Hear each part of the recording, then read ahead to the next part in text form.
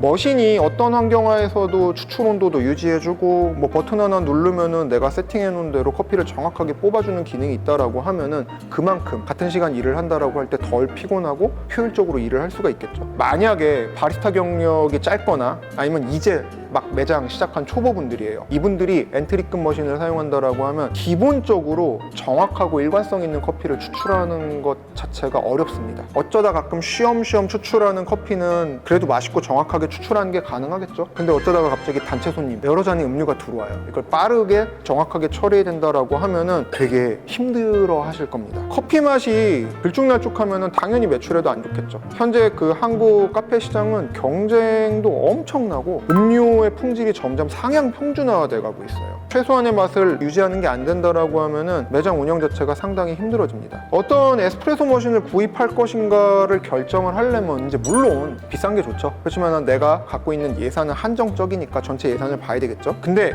예산에 제약이 되게 큰 분들이 저한테 오셔가지고 본인의 생각을 이야기하실 때 공통점이 하나 있습니다. 머신에 대한 투자를 되게 최소화하려고 해요. 내가 매장을 운영하는 데 있어서 가장 핵심적이고 비용 투자를 가장 많이 해야 되는 거는 바로 머신이라고 저는 생각을 합니다. 에스프레소 머신은 카페를 운영하면서 가장 많이 사용하는 장비예요. 이런 핵심적인 장비에 투자를 최소화하는 거는 그냥 봐도 그렇게 현명한 판단이 아니지 않을까요? 좋은 머신을 선택하는 건 대부분들이 뭐 어떤 고급, 있어 보이기 위해서 뭐 이런 걸 생각들을 많이 하시는데 저는 그렇게 생각하지 않습니다. 좋은 머신을 선택해야 되는 이유는 내가 일을 효율적으로 편하게 하기 위해서입니다. 하이엔드 머신은 스페셜티 커피처럼 뭐 고급 커피를 쓸 때 필요한 거 아닌가요? 자, 기본적으로 커피의 맛은 요거 원재료인 원두가 결정을 하고요. 자, 이런 장비는 재료가 품고 있는 맛과 향을 잘 살리기 위한 수단입니다. 이렇게 좋은 장비를 써도 만약에 원두가 품질이 별로예요. 그러면은 맛있는 커피는 절대 만들 수가 없습니다. 그러니까 상당수의 분들이 뭐 하이엔드 머신 이꼴 좋은 커피 맛 이라고 생각을 하세요. 커피 맛이 좋아지고 그 다음에 뭐 엔트리급 머신을 쓰면은 커피 맛이 뭐 별로 또는 뭐 그냥 그렇다 라고 보는 경우가 많은데 절대 아닙니다. 자, 이제 또 이런 경우가 있어요. 내가 어디서 얘기를 들어보니까 커피 맛은 뭐 그라인더가 결정한다더라. 근데 내가 지금 가진 예산이 충분하지 않다라고 하면은 그라인더를 조금 좋은 거를 사고 그 다음에 머신을 저렴하게 가면은 투자 비용 전체는 절감을 하면서 좋은 커피 맛을 낼 수 있지 않을까라고 생각을 하세요. 왜냐면은 머신은 투자 금액대가 기천 단위고 그라인더는 아무리 좋은 걸 써도 뭐 300~400만 원이면 되니까. 절대 아닙니다. 아니에요. 다시 한번 얘기하자면은 커피 맛 이꼴 요 원두 재료입니다. 아주 옛날에 한참 장비 덕후질을 할 때는 그라인더에 따라서 커피 맛이 완전히 달라진다라고 생각을 했었어요. 십수년 동안 아주 다양한 그라인더들을 직간접적으로 경험을 하면서 내린 결론은 그라인더는 최소한의 상업용 기준을 만족하면은 충분하다. 그래서 제가 이 업계에서 사실 덕후 소리를 듣는 장비병 환자임에도 불구하고 유일하게 손을 안 대는 분야가 그라인더입니다. 이 그라인더에 대한 이야기는 제가 차후에 따로 컨텐츠를 뽑아드릴게요.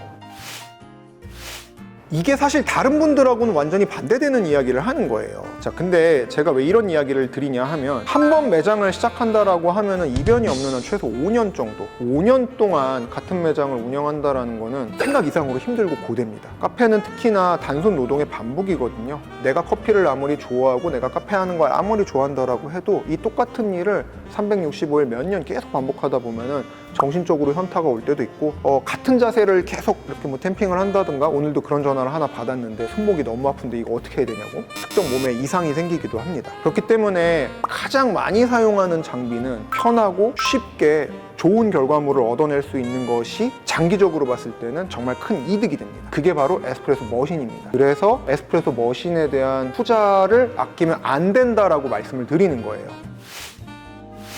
무작정 좋다고 해가지고 하이엔드 머신, 아주 비싼 머신을 살 수는 없겠죠. 그건 저도 이해합니다. 근데 그럼에도 불구하고 저는 특히 초보자분들일수록 아주 좋은 머신을 사용해야 된다라고 강조합니다. 완전 반대죠. 하이엔드급 에스프레소 머신은 전문가용 모델이니까 초보자들은 쓰기 어렵다. 자, 일단 전문가들은 아무거나 써도 됩니다. 그 사람들이 괜히 전문가가 아니에요. 뭘 던져줘도 다 할 수 있는 게 전문가예요. 근데 이제 막 카페를 시작하는 초보자분들은 이런 경험, 지식 등의 베이스가 완전히 없는 상태입니다. 만약에 내가 커피를 공부를 하는 입장이거나 취미로 커피를 한다라고 하면은 시간을 두고 천천히 내가 부족한 거를 채워나가면 돼요. 괜찮아요. 그런 분들은 굳이 하이엔드 에스프레소 머신을 쓸 필요가 없어요.